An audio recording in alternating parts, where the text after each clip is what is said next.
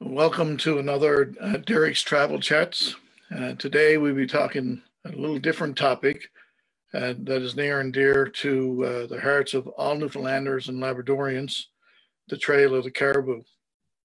My guest today is retired Major Michael Pretty.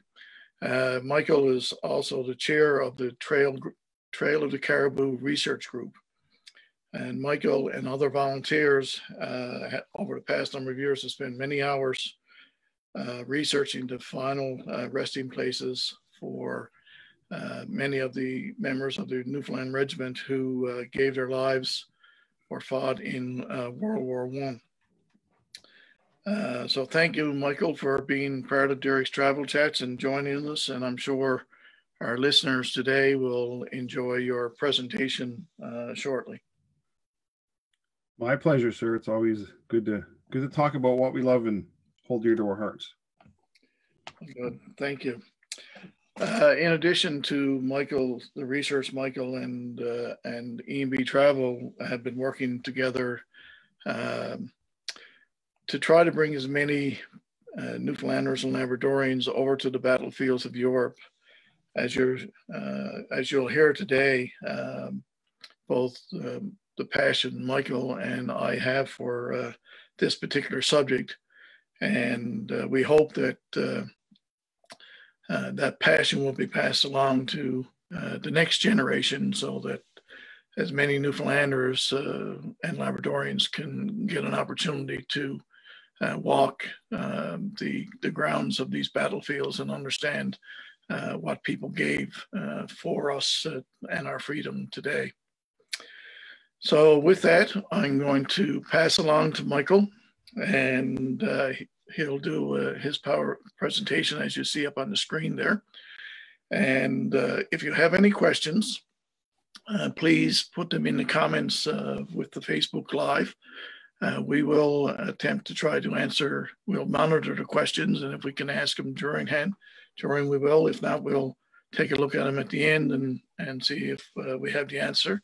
If your question is about any member of your family that may be had been involved with the regiment, please leave that question there, and we'll pass it along to Michael so that he can contact you directly, so that you're able and discuss anything that you're looking for with regard to family members.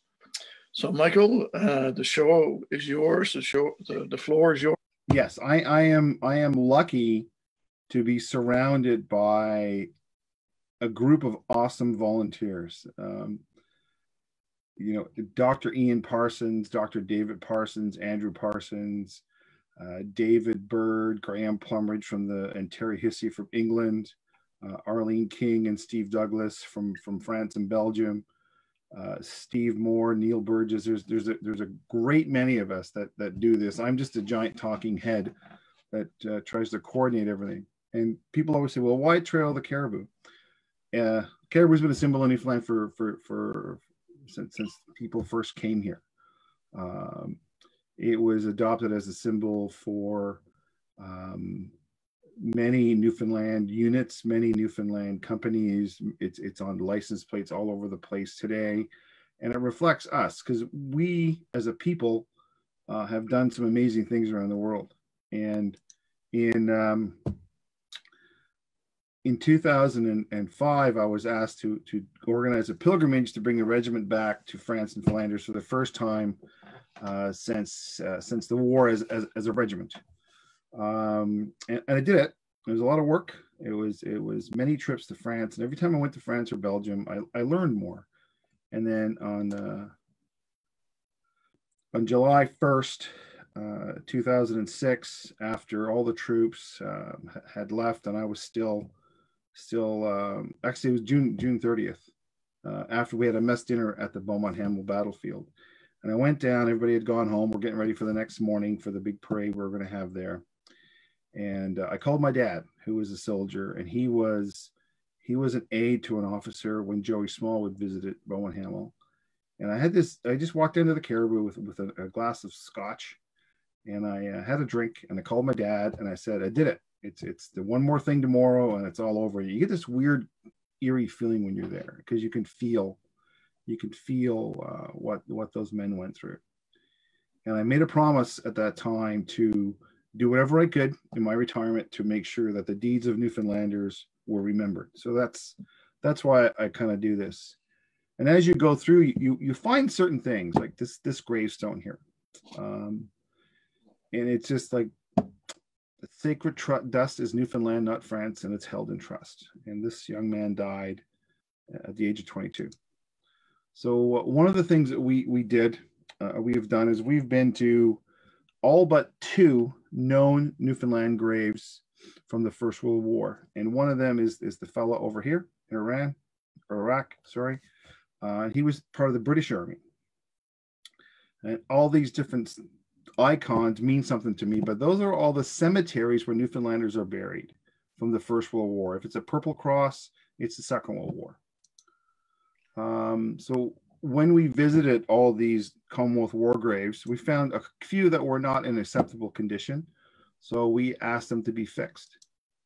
And this is what it looked like when we found it, and this is what it looks like now.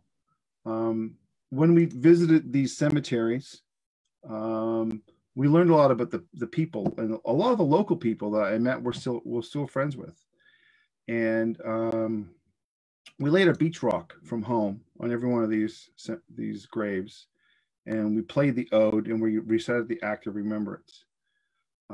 This guy is Scammell from Change Islands, and over the years it's deteriorated, but now we have this put in there. And the Commonwealth War graves did this, and they left us all one in place. And Scammell was an interesting story because he was wounded 2 or 3 times, and towards the end of the war he goes, enough of this, I'm going to join the Air Force. And he went to Cambridge, and he caught pneumonia, and he died on the 11th of November 1918.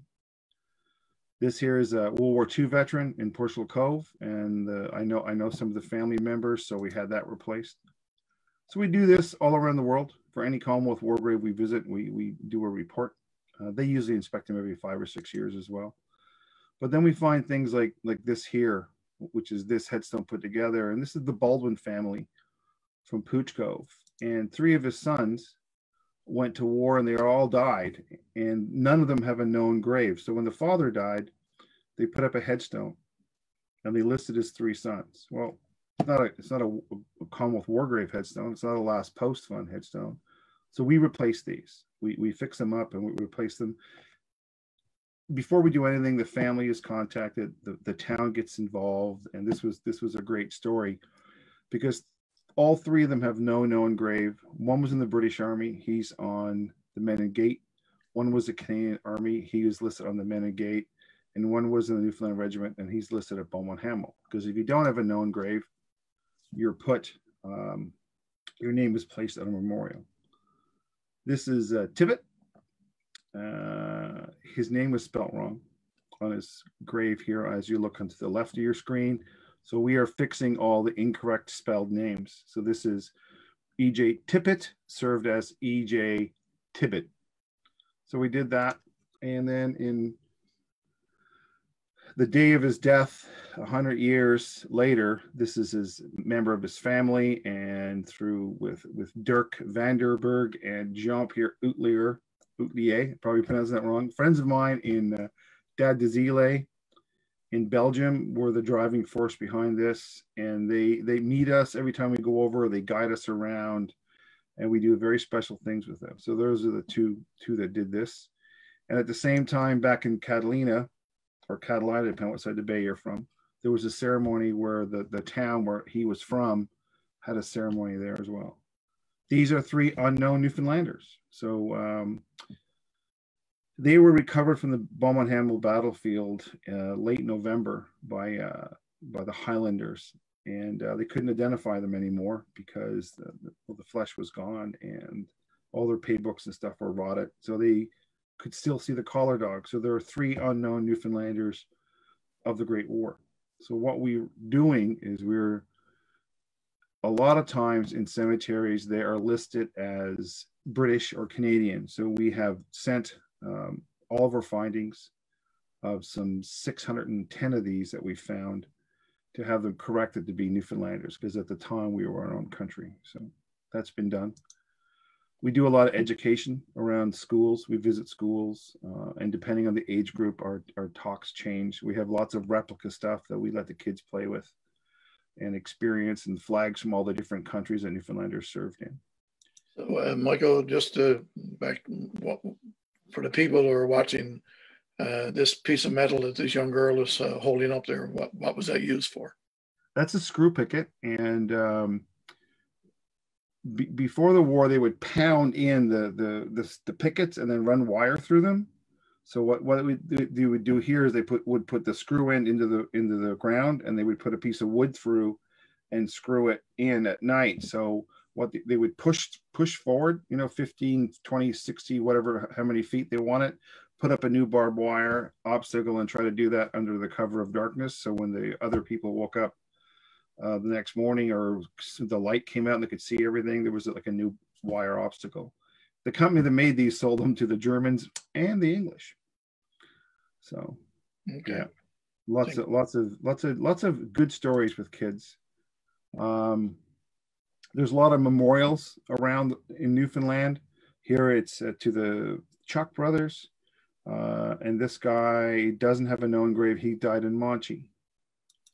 And then you'll see in the bottom of the headstone here, it's another memorial. We had to dig this down and cut back the bush. It was like a lucky find. So we are systematically going through every cemetery in Newfoundland. 6,400 Newfoundlanders served in the regiment, but we're tracking 13,500 who served in the war with the British, Canadian, South African, Australian, American, Army, Navy, and Air Forces. And there's lots of them overseas that were killed. This guy here is Lance Corporal Thomas, and he is buried in Burke Cemetery in Belgium. Peter J. Malone from Torbay, he is buried in Arlington Cemetery in the US. The Healy brothers, Richard and Patrick, from Petty Harbor, they joined the American Army, and one died of blood transfusion when he got home. And that's a picture of his grave. And this is his brother who died with the US Army, and he's buried in France. This is the same cemetery that Mr. Trump wouldn't go to because it was raining a few years ago, but we were there, not at the same time. So we do this, and we remember all Newfoundlanders. These are the two fellas who went down on Lusitania when she was sunk. They were firemen. And that term at the time meant they shoveled coal into the furnace to keep the fire going. And we all know what the Lusitania was sunk, mainly full of American passengers that brought the U.S. into the war. But there were two Newfoundlanders on her. This memorial is called the Tower Hill Memorial. And it's right across from Tower Hill in downtown London, England. Okay. Most Newfoundlanders don't know it. There's 29 on there. Oddly enough, there's 29 Newfoundlanders who didn't serve in the Newfoundland Regiment that are listed on the Men in Gate, British and Canadian Army. So when we go there, we post their date of death, the regiment and their country, and what town they were from Newfoundland, and we tend to lay a wreath there every time we go.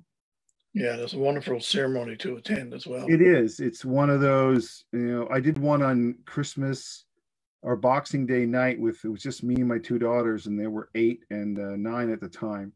And we were the only 3 people there with the buglers and pipers, and so we did everything. We laid it, we read the act, and it was and my friends from Belgium. It was like 10 or 15 of them showed up. So it was a really interesting, somber event. This is a must-do if you go to Belgium.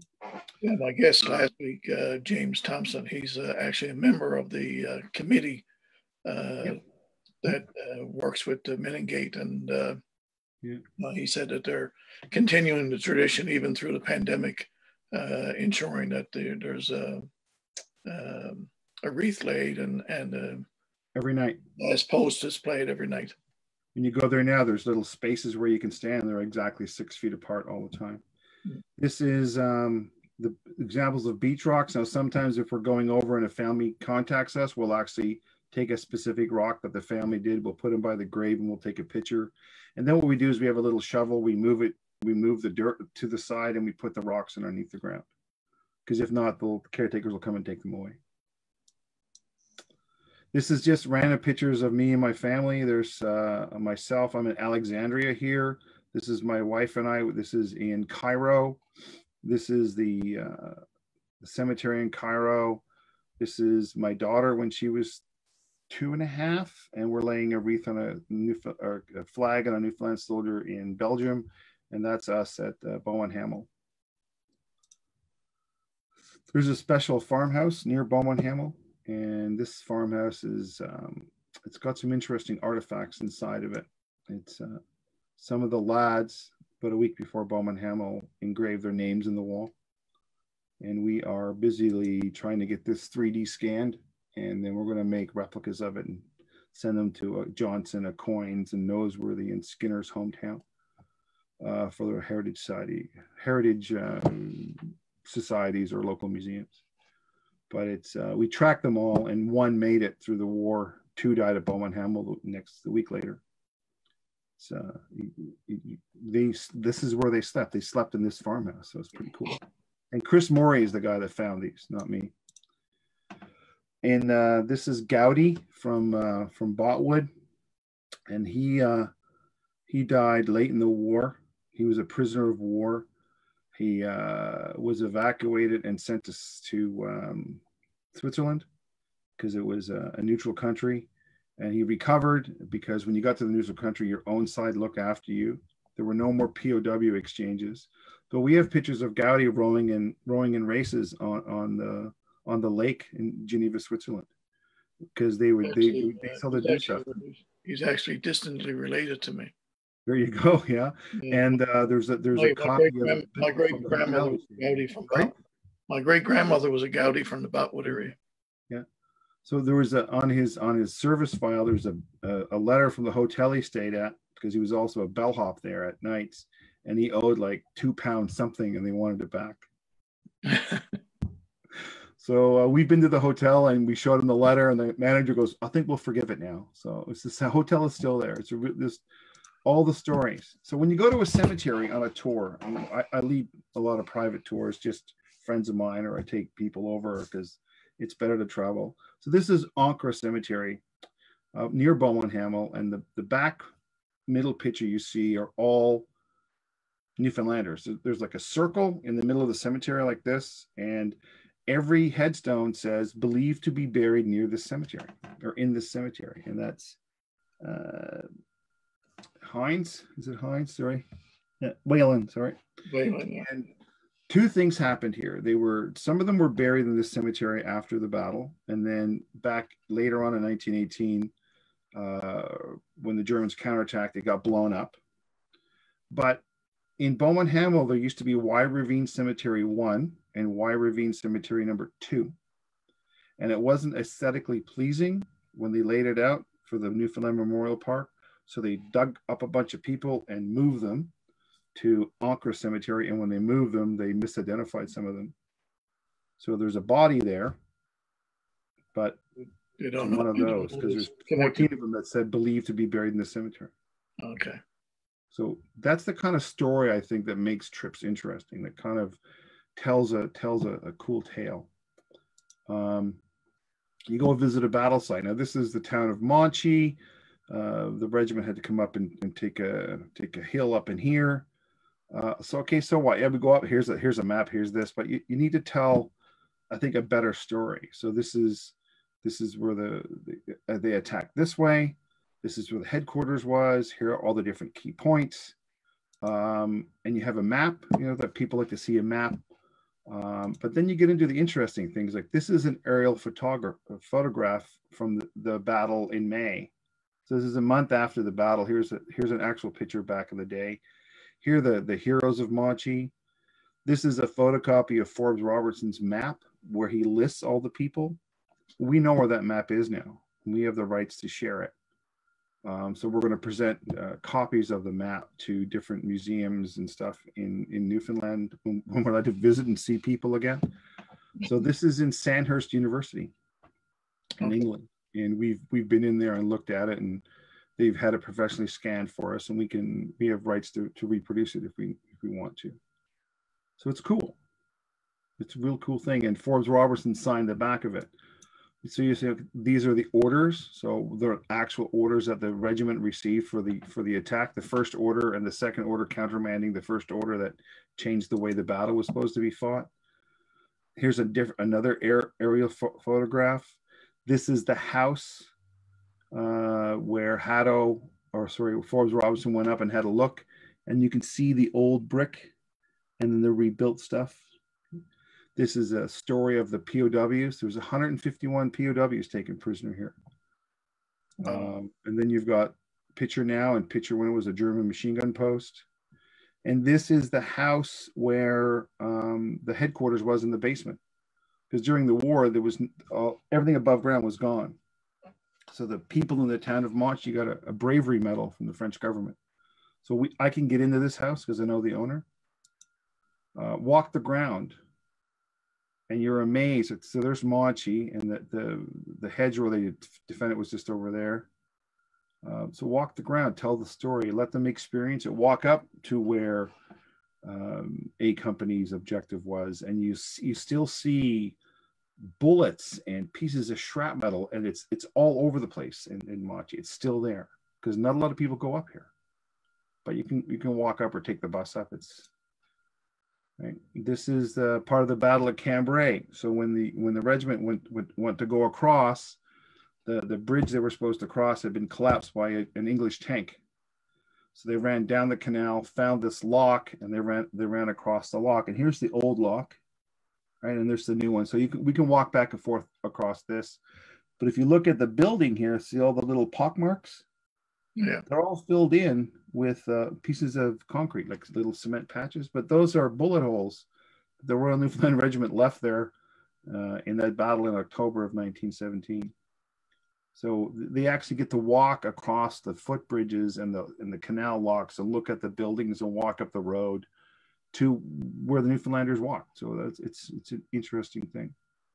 Cambrai is an often forgotten story of the Newfoundland Regiment and what happened during the battle and after the battle, but not enough stuff to talk about right now.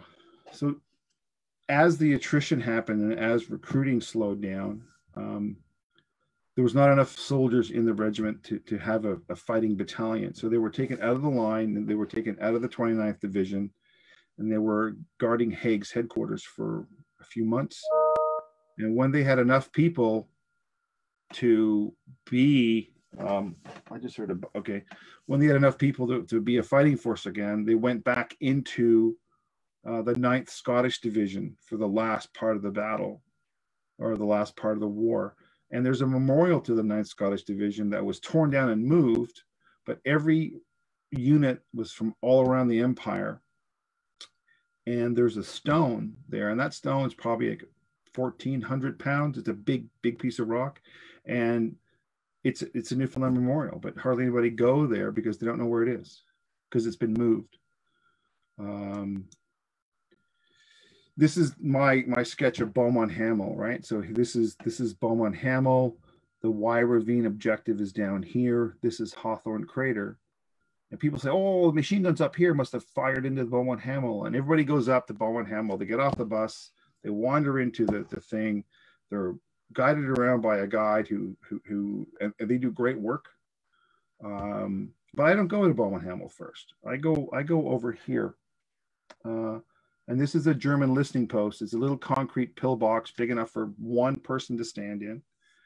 And then I go down this little dirt trail and I go right to here because this is the machine gun that fired across here and killed all those Newfoundlanders right there. And if you want a graphic of that, well, the yellow line would be the machine gun fire, and the green line would be the advance. And machine guns, when they fire, have a beaten zone where the bullets like land in a long, like a cigar shaped kind of idea, right? So the bullets are firing this way, and the Newfoundland Regiment are advancing this way. And it was a locked on target. So when they said fire now, they just pressed their machine gun trigger and killed 300 or 400 Newfoundlanders. I've read the war diary from this gun, and basically it says at 9:15 we fired so many hundreds of rounds, or I think it was 2,800 rounds or 1,900, I can't remember right now. And that's it. That was their whole Somme battle. Was they woke up, a lot of firing, fired this, and that was it. So that's the kind of stuff that I like to do when I'm over there with tours or with people or just general information. I have a lot longer thing I can do, but this is a trip we did to Gallipoli last year, Derek, that you were involved in. We laid a rock from home and a flag, but we had the picture of every soldier except for one that was killed there and that's still buried there. And what makes this poignant is there were Australian Army Newfoundlanders, British Army Newfoundlanders. We talked about when we overlooked the Dardanelles of all those Newfoundlanders that rowed in the boats and brought people ashore during the actual landings on the 25th. We talked about Commander Howley, Richard Alexander Howley, who was part of the 1909 evacuation of Messina, who was a naval engineering commander on the ship, the Irresistible, I think it was. And that ship was one of the battleships that was sunk. I can't remember the name, sorry, my memory is bad, but I have it all written down. And we actually have a listener from Turkey online there. Yeah, and he got all of his people out of that ship and saved their lives and got a Medal of Bravery for it. But he was hurt, and then he was sent to the Canadian Army or the Canadian Navy as a trainer, and he was blown up in the Halifax explosion. No. Right, and then he had a son who was educated at St. Bon's, Richard Alexander Howley Jr., I guess, and his son took a flying class one day when they went, because so after St. Bon's they had to go back to England, and his son took a flying class from the university he was in and became a fighter pilot, and he's the only Newfoundlander that we know of that was killed during the Battle of Britain and has no known grave. So he died before his father did. And then his father died at the end of the war. And then I've been in contact with the family because we actually found his grave and had it repaired, his father's grave. He has the young pilot has no known grave. Okay. So that's a story from Gallipoli and Newfoundland that people just don't know. No. And we're going to keep that alive. Here you see the group of us up on top of Caribou Hill. Thanks to the amazing research of Frank Gogas, we now know where Caribou Hill is. I found the patrol report from that they filed after the action, and we actually, when we go there, for those who can, we get off the bus and we walk across. It's about 1 kilometer, I guess, and we follow the route that they would have taken of both patrols, and we explain what happened. And every now and then, somebody's passed a card, and they read about those men that partook in that small action and what happened to them. And then after we do this, we go down to the cemetery and we visit the ones that didn't make it because they're buried there. And then that's Glenn Squires, who is a great supporter of what we do, laying a wreath off of Kangaroo Beach on the 20th of September last year. So of 2019. So we rented a ship or a boat, and we went along and we looked at the coast of how Newfoundlanders would have seen it coming up. We looked at Kangaroo Beach and Suvla Bay and Anzac Cove, and we anchored off and we laid a wreath and did a ceremony there. I just got a message from Keith Sheeran. Oh, hey. He says, Michael, please mention that the trail is soon to be completed. Which is very lucky. So this is unique and personal experiences. Remember I told you about Dirk and Jean-Pierre from Belgium back at the start of this? Well, this is a World War I German bunker that's on a friend's land. And when I call them up and say, hey, we're coming over in a couple of weeks, they take a day off work, they meet us, and we go to this bunker and we tell stories and by candlelight or whatever. This other picture on the left is Penny, and Penny's grandfather was killed in the First World War, but there was 2 or 3 of them with the same name. We couldn't figure out who was what. And we did, we figured it out, but she didn't know. And she was on her trip, and it was the end of the trip, and it was like raining, and we were tired, and it's like day 14. And I pulled up beside the cemetery and I said, we have to go in here. And they're, oh, I don't want to go in. I said, look, I've looked after you for 14 days. You're doing this with me. So they all got out. We went over to the cemetery, and Penny is like looking around, and I hand her a wreath, and I say hello to your grandfather. And it was like, that's one of the really cool things that I get a lot of good out of this for myself. So that was one of the neatest moments that we ever did. And that's my last slide. So sorry if I spoke so fast, but I just, it's a passionate thing with me. And as Keith was saying, the contract to build another Caribou, the last one they say in Gallipoli by Hill 10 Cemetery has been let. Construction should start soon, and we're hoping it goes in this September. And we're hoping a bunch of us can go over there and partake in the unveiling of that. You're talking September 2021, right? September 2021, but it's all going to depend on COVID and a bunch of stuff like that. Yeah. And I think it's going to be September because the Newfoundland government just agreed not to hold the next election until at least October. So there'll be no rush for the sitting government to get it done before they have to call an election. So okay, that's just my take on it. Well, I tell you, Michael, and every time I've been over, I think 5 times myself already. I learn something new every time. I learn something new every time I talk with you. And so, I mean, there's no way of seeing everything in one trip. No. For anyone who, if you have an interest, my company working with Michael, we can get you over there, get you over and comfortable, get you over there, and spend some time. And then, who knows, if you want to go back and you have a comfort level, we can do something on a more private level as well. Yeah. So, and for the listeners now, anyone who's going to listen to this afterwards, and I mentioned this last week when I had James on, right now, we have an itinerary that was built on what Michael and his group did last year. Unfortunately, I didn't get to Gallipoli. Other things stood in my way, but hopefully we can do that in June of 2021, so that we can be at Beaumont Hamel for the 105 anniversary. Yep, and, I'm on board. I got permission from my wife to go.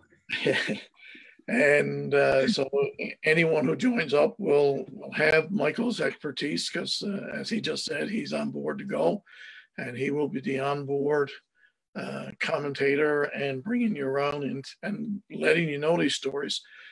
And if you have a family connection, there's enough flexibility in our time frame there to be able to hopefully work out to get people to those individual family connections.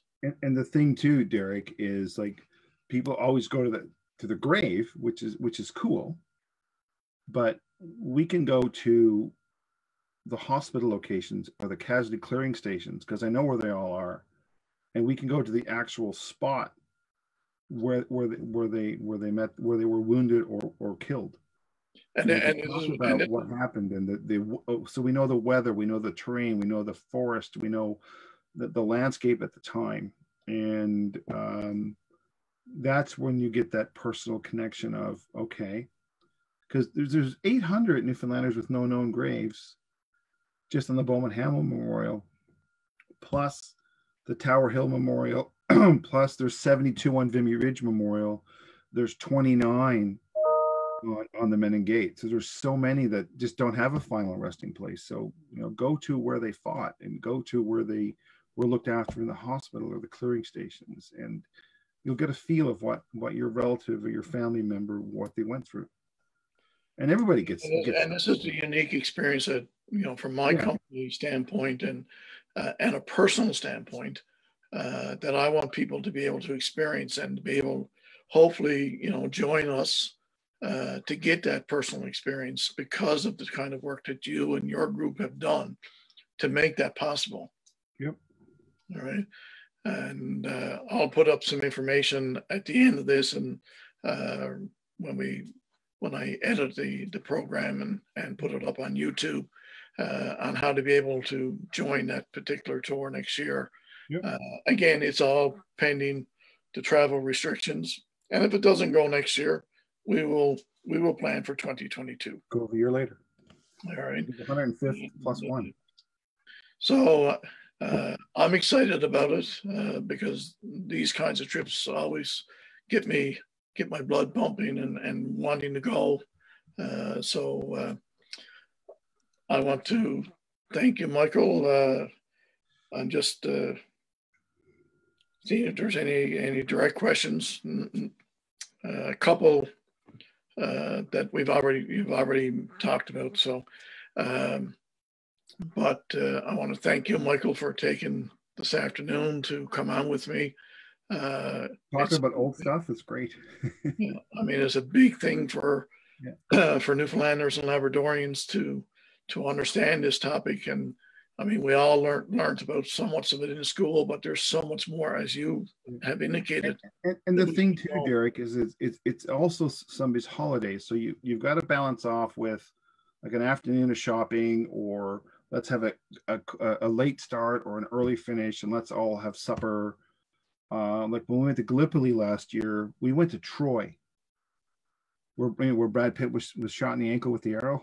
Yeah, Troy, and we hired a professional guide that wrote a book on Troy, and we had supper or lunch there, and we went around and we learned about the 10 layers of Troy and how for millennia this has been a city, and how the geography and the Dardanelles filling in where the city used to be by the ocean, and now it's like 40 kilometers away.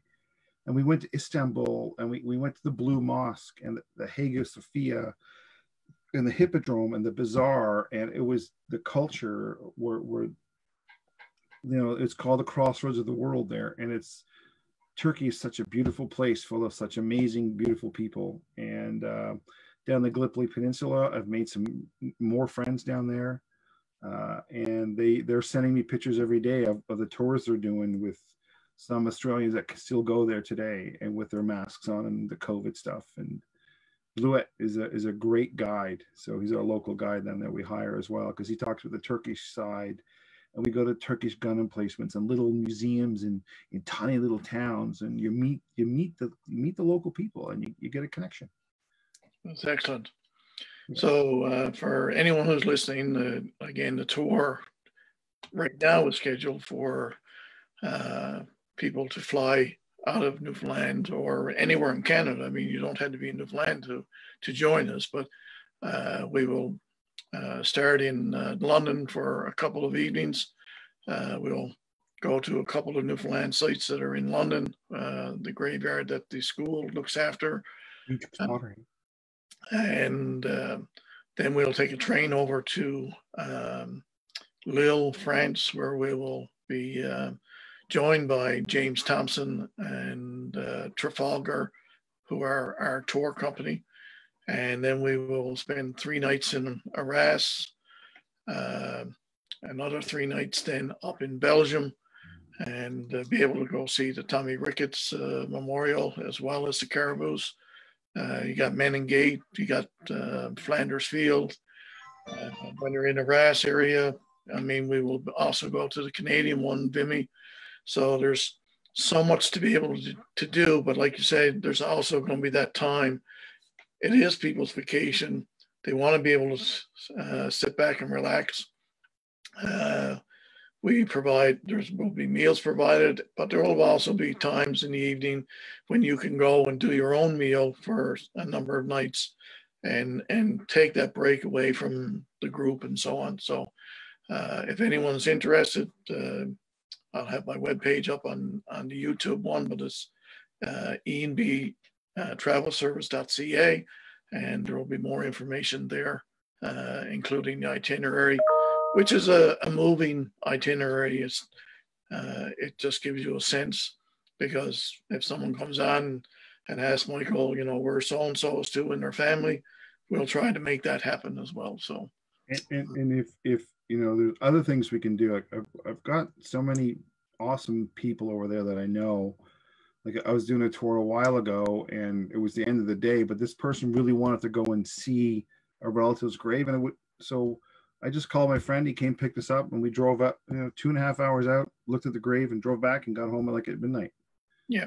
But there's the flexibility. The people there, they're just amazing human beings, and it's got to be a personal tour. Yeah, sorry, getting emotional again. Let's stop that. You know, we'll participate. We'll arrange to participate in the Menin Gate, and if people want to be able to lay a wreath there, we'll have wreaths for people to lay wherever they want. That'll all be part of the package. So I'm really looking forward to it. And again, if it happens in 2021, great. If we have to put it off because of restrictions to 2022, we can do that. So again, thank you, Michael. I really appreciate you coming on, and thank you for a wonderful presentation. And thank you to all those who've been listening. And again, this will be up on YouTube, my channel on YouTube, later on tonight. So thank you very much, Michael, and enjoy the rest of your afternoon. I'll go put up a fence post now. Okay, bye-bye.